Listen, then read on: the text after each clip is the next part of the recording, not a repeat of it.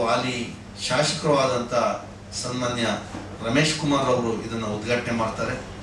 ಮತ್ತು ಹಂಪಿ ವಿಶ್ವವಿದ್ಯಾಲಯದಲ್ಲಿ ಇತಿಹಾಸ ವಿಭಾಗದಲ್ಲಿ ಪ್ರೊಫೆಸರ್ ಆಗಿರ್ತಕ್ಕಂಥ ಚಂದ್ರ ಪೂಜಾರ್ ಅವರು ಈ ಕಾರ್ಯಕ್ರಮದಲ್ಲಿ ಸಾಧಕ ಬಾಧಕಗಳನ್ನು ಅವರು ದಲಿತ ಇಂಡೆಕ್ಸ್ ಅವರ ಈ ಶೋಷಿತ ಸಮುದಾಯಗಳ ಒಟ್ಟು ಅವರ ಬದುಕಿನ ಬಗ್ಗೆ ಅಧ್ಯಯನ ಮಾಡಿದ್ದಾರೆ. ಅವರು ಈ ರಾಜ್ಯದ ಅಂಕಿ ಸಂಖ್ಯೆಗಳ ಆಧಾರದ ಮೇಲೆ ಅವರು ಮಾತನಾಡಲಿದ್ದಾರೆ. ಇದರಲ್ಲಿ ಇನ್ವಾಲ್ವ್ ಮಾಡೋದ್ರ ಮುಖಾಂತರ ಪೆನೇಶಿಯಾ ಆಸ್ಪತ್ರೆಯು 1 ವರ್ಷದೊಳಗೆ ಬೆಂಗಳೂರು ಹೊರವಲಯದಲ್ಲಿ ಆರೋಗ್ಯ ಸೇವಾ ಕೇಂದ್ರಗಳನ್ನು ಆರಂಭಿಸಲಿದೆ.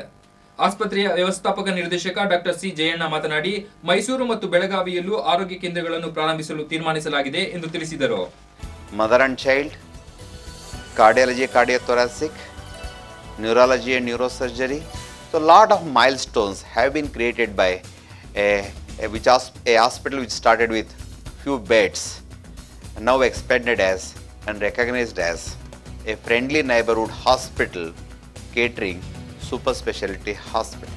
ಸರ್ಕಾರ ಎಲ್ಲ ಕಮ್ಯುನಿಟಿ ಕೇರ್ ಸೆಂಟರ್ಗಳನ್ನು ಬಂದ್ ಮಾಡಿರುವುದರಿಂದ HIV ಬಾಧಿತರು